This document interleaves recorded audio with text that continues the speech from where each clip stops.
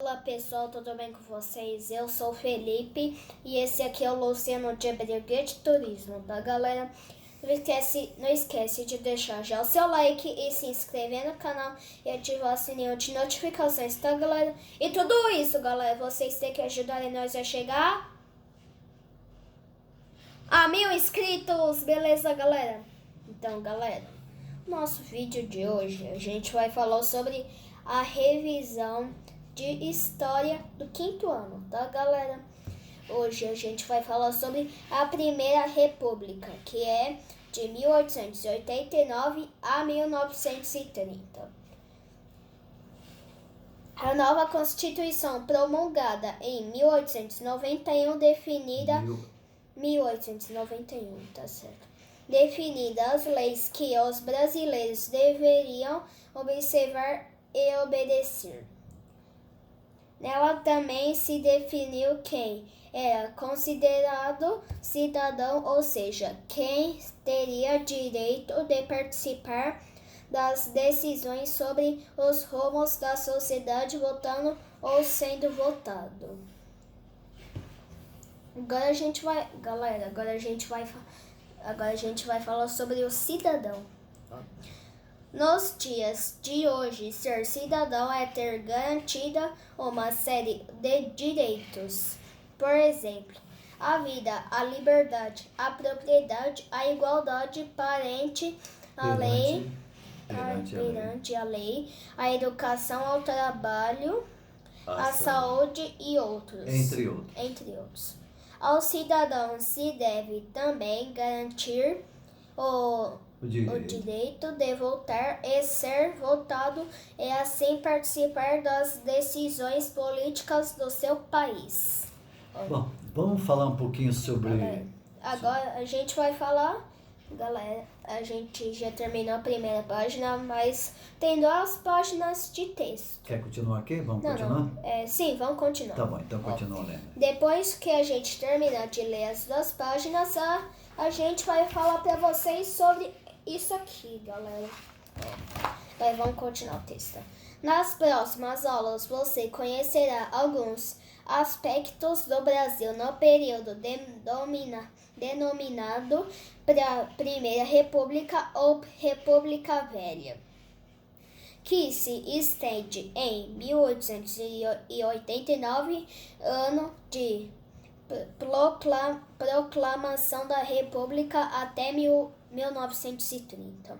Agora, galera, a gente tá na parte de trocar ideias.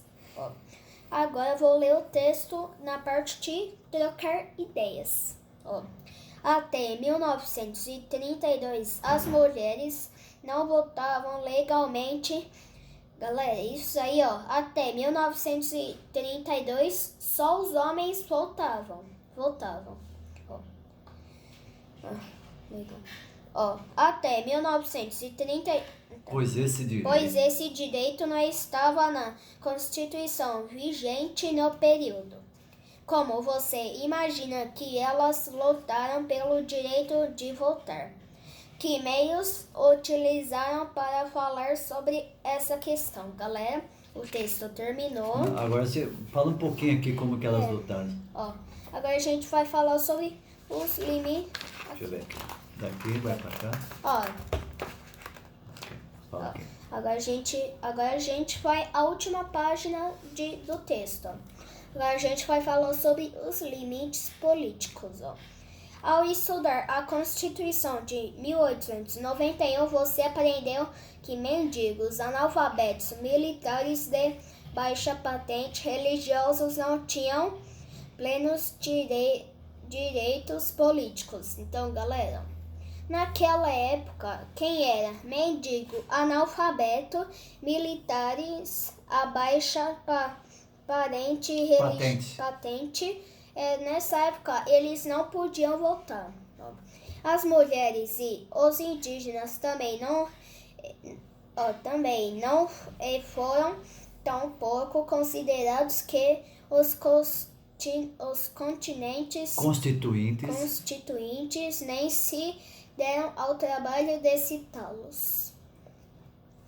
Com todas essas limitações, eram poucos os brasileiros que podiam votar ou se candidatar a cargos políticos e, desse modo, participar efetivamente das decisões políticas do país. Note apenas a proibição do voto ao analfabeto já excluída grande parte da população, visto que a taxa de analfabetismo da população adulta estava entre aproximadamente 60% e 65%. Outro fator de exclusão era a não obrigatoriedade do voto. Com isso, muitos deixavam de votar. Agora, vou ler essa parte e depois a gente vai falar sobre isso aí, ó. Veja a taxa de comparecimento de eleitores nas eleições para presidente da República a gente vai falar sobre 3 coisas, ó. Como foi a participação desses eleitores nas eleições de 1894, 1898 e 1906? Vai lá. 1894, somente 2,21% compareceram às urnas. Muito pouco, né? É, muito pouco. 1898 também foi muito pouco, mas o que foi menos ainda foi 1906. 1898 compareceram apenas 2,7%. Agora, 1906 foi muito pouco.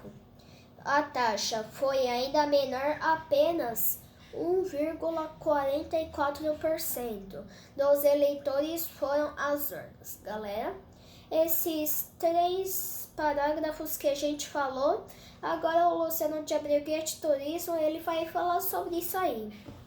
Bom, esses números é relativo, né? Porque você pode dizer que não foram votar porque não tinha interesse.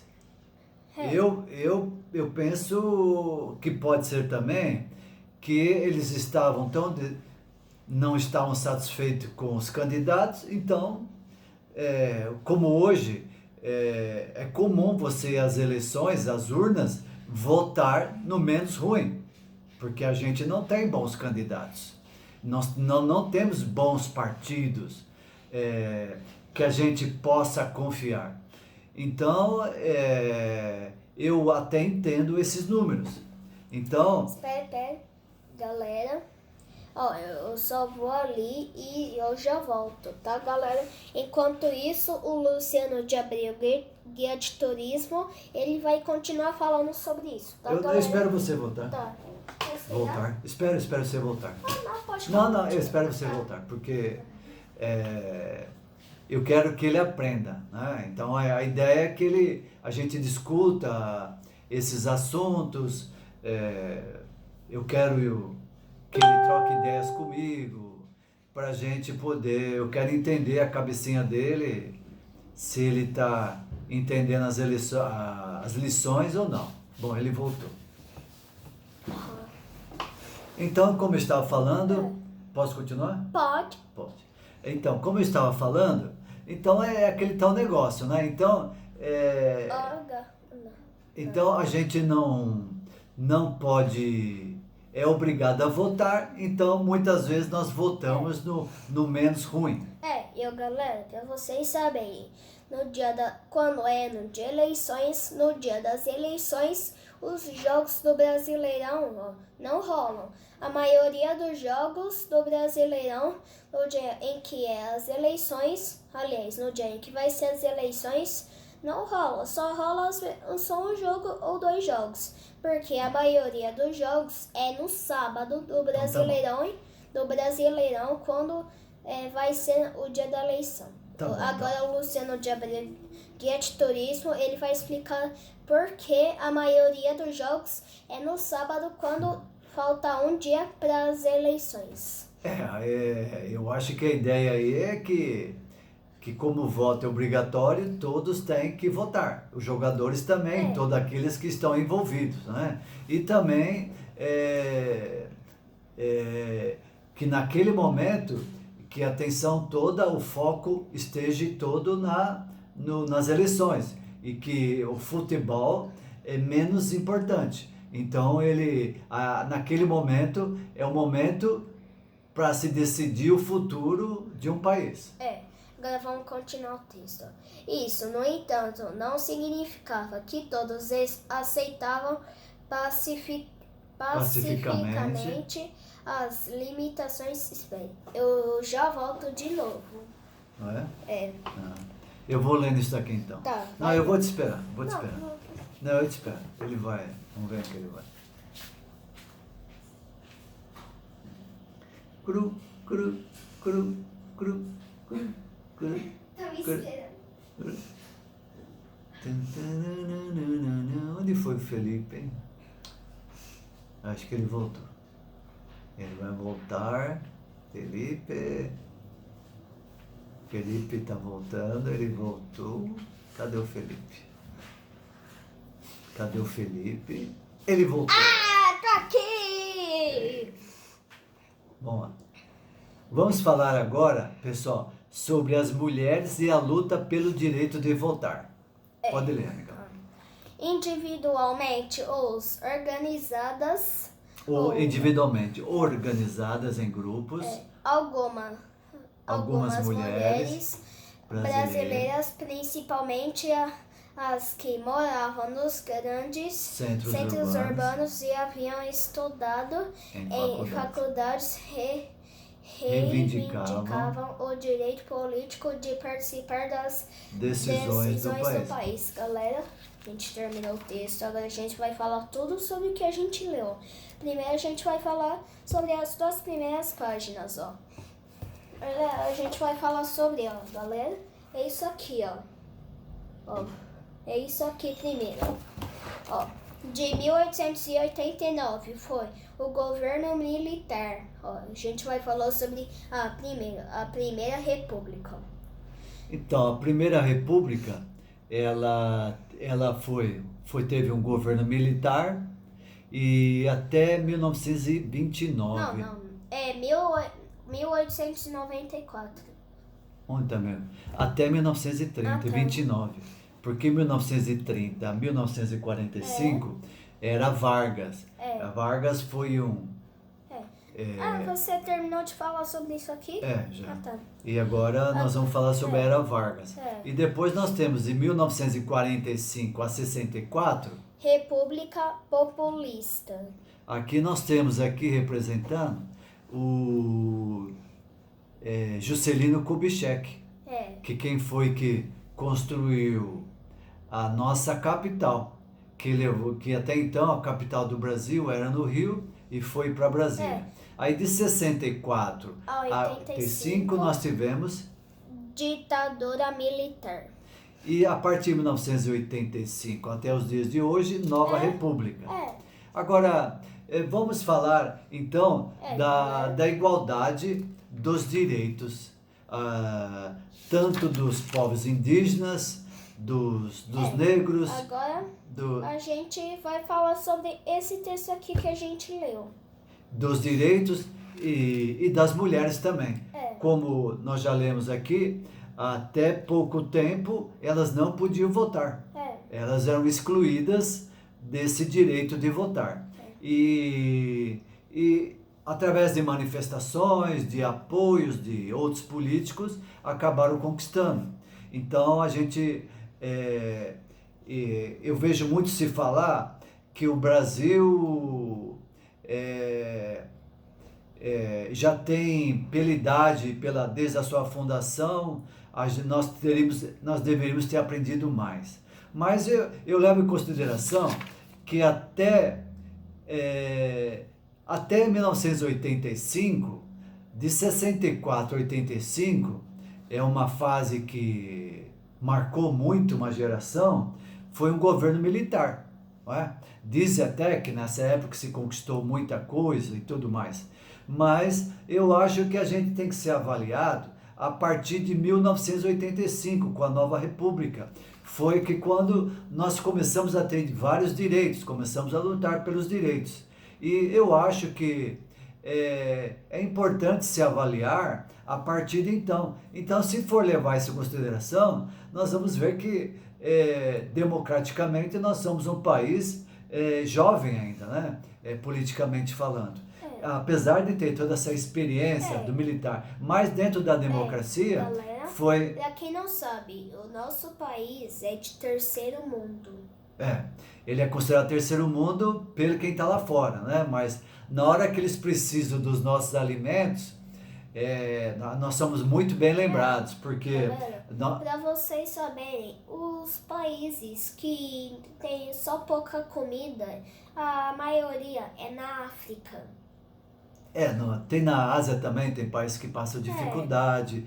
Na África tem suas potências também, como a África do Sul, mas também tem aqueles países, como se compararmos com a América Central, tem suas dificuldades também. Então, essa dificuldade não é exclusiva apenas da África, mas é o mundo inteiro. Mas nós estamos falando sobre a democracia, sobre os direitos, né? Então, se levarmos em consideração que a partir de 1985 foi que nós começamos a entrar na democracia, eu acho que nós temos o direito de errar também. Como dizem, às vezes a gente erra quando vai votar, mas eu sempre costumo enfatizar que nós votamos nos candidatos que nós temos. E muitas vezes, eu acredito que na maioria das vezes, nós vamos às urnas votar no menos ruim, porque a gente não tem um candidato que nos atenda, não tem um partido político que nos atenda na sua plenitude. Durante a campanha, eles prometem de tudo. O cidadão, aquele pouco informado, se deixa até influenciar por isso. Mas de qualquer maneira, eu acho ainda que a gente vai aprender, que nós vamos começar a exigir que esses partidos coloquem bons candidatos, comecem a exigir que esses candidatos que tenham um nível cultural, que conheça bem as dificuldades do povo brasileiro. E é isso, galera. Chegou o final do vídeo. Espero que vocês tenham gostado, tá, galera? A gente fez esse vídeo com muito carinho pra vocês, tá, galera? Não esquece de deixar já o seu like e se inscrever no canal e ativar o sininho de notificações, tá, galera? E tchau, galera, e até o próximo vídeo. Eu fui!